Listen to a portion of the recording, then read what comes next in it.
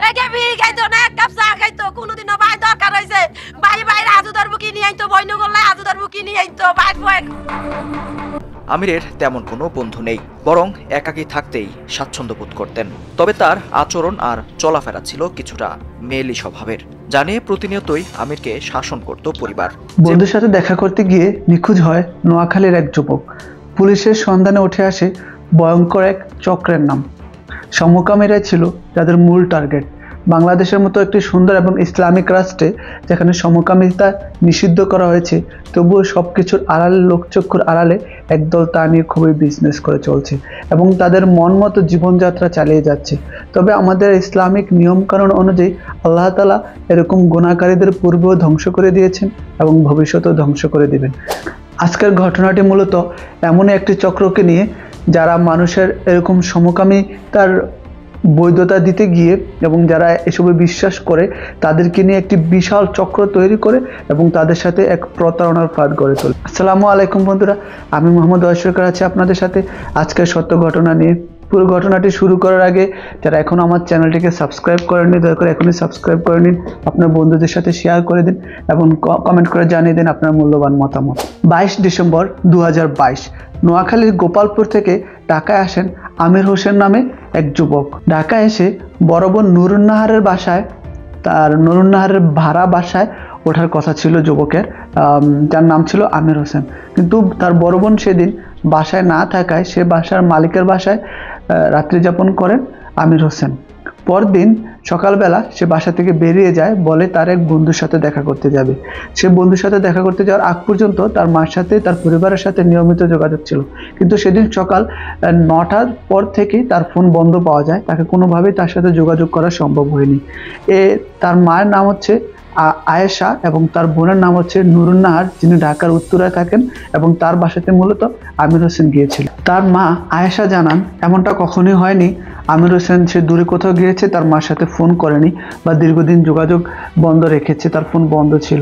তার এই ঘটনার কারণে সবাই খুব আতঙ্কিত হয়ে পড়ে এবং তার বড় ভাই সৌদি প্রবাসী বেল্লাল হোসেন জানান, আমির এমনিতে খুব ভদ্র এবং শান্ত ছেলে ছিল। তার এলাকাবাসীও জানায় সে খুবই চুপচাপ ছিল, মানুষের সাথে তেমন একটা মিশতো না, কথা বলতো না, তার নিজের মধ্যে সীমাবদ্ধ ছিল। তার বন্ধু বান্ধবের সংখ্যাও ছিল অনেক বেশি কম এবং তাকে বলা হতো, বেল্লাল হোসেন বলতেন, আমি প্রায় বলতাম যাও খেলো, ছেলেদের সাথে ঘোরাফেরা করো, আড্ডা দাও, তোমার এই বয়সে স্বাভাবিক একটা ছেলে যেরকম করে থাকে। কিন্তু আমির হোসেন তা ছিল তার এই উল্টা।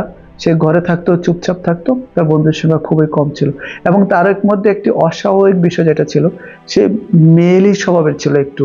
তার কথাবার্তা, তার আচরণ, এই বিষয়গুলোর মধ্যে একটু মেয়েলি স্বভাবে স্পষ্টত ছিল। জানি তার পরিবার এবং আত্মীয়রা খুবই দুশ্চিন্তাগ্রস্ত ছিল এবং এ নিয়ে তার সাথে অনেকবার কথা বলেও তাকে বিভিন্নভাবে শাসানোর পরেও আমির হোসেন সেই বিষয়টি থেকে বেরিয়ে আসেনি। 8 দিন পর সেই ঘটনার আমির হোসেন নিখোঁজ হওয়ার, সে যখন উত্তরা থেকে সকাল 9টা বাজে নিখোঁজ হয়, সেদিন ছিল 22 ডিসেম্বর 2022। তারপর দিন 23 ডিসেম্বর 2022, যখন তার ঠিক 8 দিন পর তার সাথে যোগাযোগ করা হয়। তার যে ফোন নম্বরটি ছিল সেই ফোন নম্বরটি 8 দিন বন্ধ ছিল, কিন্তু তার বোন নুরুন্নাহার প্রতিদিন কল করে তাকে চেক করতো নম্বরটি খোলা হয়েছে কিনা। 8 দিন পর যখন তার নম্বরে কল যায় এবং জিজ্ঞাসা করে যে আমির তুই কোথায় আসোস, কি হয়েছে, তখন জানায় যে আমিরকে কিডন্যাপ করা হয়েছে এবং মুক্তিপণ হিসেবে 10 লক্ষ টাকা দাবি করা হয়। তারা প্রথম দিকে সে 10 লক্ষ টাকা দিতে নারাজ হয়ে বলে, এত টাকা আমরা কোথায় পাবো, এবং তারা জানায় যে হয়তো আমির নিজে এই ঘটনার সাথে যোগসূচ করে, তার বন্ধুদের সাথে কোনোভাবে যোগসূচ করে সে 10 লক্ষ টাকা চাচ্ছে, এমন একটি ধারণা করে মূলত ওই উত্তরা থানার পুলিশ। কিন্তু পরিবার তাতে নারাজ হয়ে বলে যে না, আমির তো এরকম ছেলে না, নিশ্চয়ই এখানে অন্য কোনো ঘটনা রয়েছে। সে আসামিদের সাথে 10 লক্ষ টাকার থেকে মূলামূলি করে তারা মাত্র 50,000 টাকা আসে। পরবর্তীতে অপহরণকারীরা জানায়, দেখুন আমাদেরকে মাত্র 50,000 টাকা দিন। সেদিন ছিল জানুয়ারির 3 থেকে 5 তারিখের মধ্যে। তারা একটি বিকাশ নম্বর দিয়ে বলে, এই একটা লাস্ট নম্বর আপনাদেরকে দিচ্ছি, আমাদেরকে 50,000 টাকা পাঠিয়ে দিন। যদি আপনারা আজকের মধ্যে 50,000 টাকা না পাঠান তাহলে আপনার ছেলেকে আমরা মেরে ফেলবো। কিন্তু পরিবার তাতেও নারাজ ছিল, তারা মাত্র 50,000 টাকা দিতেও নারাজ ছিল। তারপর 4 মাস এ নিয়ে কোনো যোগাযোগ ছিল না, কোনো খোঁজ খবর পাওয়া যায়নি। এখানে আমি নিজস্ব একটি মন্তব্য করতে চাই, আপনার ছেলে যদি, আপনার নিজের ছেলেও যদি আপনার কাছে 50,000 টাকা চায়, তো আমি মনে করি না এটা খুব বড় অঙ্কের একটা টাকা। যদি পরিবার সন্দেহ করে থাকে আমির হোসেন নিজে তাদের সাথে প্রতারণা করছে বন্ধুদের সাথে মিলে, যেখানে সে প্রায় 8 থেকে 10 দিনের বেশি নিখোঁজ ছিল, সেখানে আমার মনে হচ্ছে পরিবারের একটা অবহেলা এখানে স্পষ্ট হয়েছিল, যার কারণে 4 মাসেও সন্ধান পায়নি। অন্তত বাংলাদেশের প্রেক্ষাপটে 40-50 হাজার টাকা খুব বড় অঙ্কের একটা টাকা না। তাদের গাফলতির জন্য কিন্তু এখানে তাদের বিশাল অঙ্কের একটা তাদের অনীহা প্রকাশ পেয়েছে তাদের সন্তানকে উদ্ধার করার ক্ষেত্রে। তার ঠিক 4 মাস পরও আমিরের যখন সন্ধান পাওয়া যায়নি, তখন পরিবার পুলিশের সাথে যোগাযোগ করে এবং তাদেরকে বলে যে তাদের যে তদন্তরত কর্মকর্তা আছে তাকে পরিবর্তন করার জন্য, এবং তাদের অনুরোধে তদন্ত কর্মকর্তাকে পরিবর্তন করা হয় এবং নতুন তদন্ত কর্মকর্তা আমিরের মোবাইল নম্বর চেক করে তথ্য প্রযুক্তির সহায়তা নেয় এবং আমিরের মোবাইল নম্বর চেক করে আশুলিয়া থেকে তার মোবাইলটা উদ্ধার করা হয়, কিন্তু সেখানে ঘটনাস্থলে কাউকে পাওয়া যায়নি।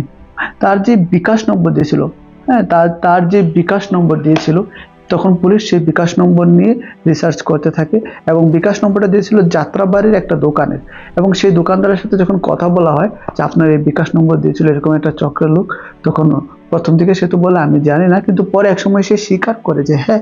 তখন সে বিকাশ ব্যবসায় জানায় তারেক নামের একজন তাকে বলেছে যে আপনার ফোনে 20-50 হাজার টাকা আসবে, আপনি খরচটা রেখে আমাকে দিয়ে যান। সেখান থেকে পুলিশ নতুন একটা ক্লু পায় তারেক নামে একজন, এবং ওই লোকটি জানায়, বিকাশ ব্যবসায়ী জানায় তারেক হচ্ছে একটি সংগঠনের প্রধান, মূলত গে বা সমকামী সংগঠনের প্রধান।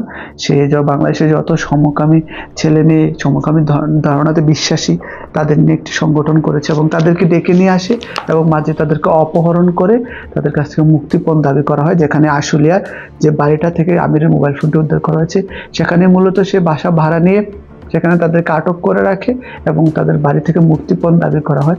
এমন একটি ঘটনা সে তারেক অনেক দিন যাবৎ করে যাচ্ছে। তখন সেই তদন্ত কর্মকর্তা তারেকের খোঁজে বের হয় এবং জানতে পারে তারেক নোয়াখালী হাতিয়া এলাকার একটি তাবলিগ জামাতের সাথে তাবলিগে রয়েছে।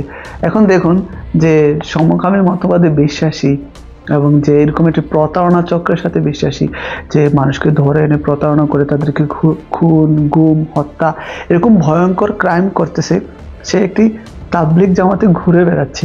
এটা খুব অস্বাভাবিক। আপনি যে একটা অন্যায় করলেন এবং তাবলিগে গেলেন আপনি মাফ পেয়ে যাবেন, বিষয়টা এরকম না। তবু দেখুন অপরাধীরা নিজেদের অপরাধ ঢাকার জন্য কি পরিমাণ নিচে নামতে পারে, ইসলামিক ট্যাগ লাগিয়ে ভাবে যে হয়তো মানুষ কোনো সন্দেহ করবে না, তারপরেও পুলিশ তাদের সন্দেহ করে এবং তাদের খোঁজ পায়। পুলিশ সেখানে তাবলিগের ভেষে পুলিশও কি করে নিজেদের পোশাক পরিবর্তন করে হুজুর সেজে তারাও সে তাবলিগ জামাতকে খুঁজতে বের হয়, খুবই নাটকীয়ভাবে, খুবই ড্রামাটিকভাবে। অবশেষে নোয়াখালী হাতিয়া এলাকার তাবলিগ জামাত থেকে সেখান থেকে তারেককে গ্রেফতার করা হয় এবং তারেক জানায় সেদিন 8 দিন তারেককে আটকে রাখার পর 8 দিন যখন আমিরকে আটকে রাখে, তারপর যখন পরিবার তাকে মুক্তিপণ দিতে নারাজ ছিল তখন সে তো আমিরকে ছেড়ে দিতেও পারে না, কেননা ছেড়ে দিলে তার স্ট্যাটাস কমে যাবে অথবা আমির বাসায় গিয়ে তার পুরো চক্রের ঘটনা ফাঁস করে দিবে, সবাইকে বলে দিবে। তাই সে মূলত আমিরের গলায় ছুরি লাগিয়ে আমিরের গলায় সুতা বা রশি দিয়ে তাকে দেয়ালের সাথে তার রশিটা জানলার অপর পাশে বের করে দিয়ে পিছন থেকে রশিটা টেনে ধরে তাকে মূলত এভাবে হত্যা করা হয় শ্বাসরুদ্ধ করে অনেক ভয়ঙ্করভাবে।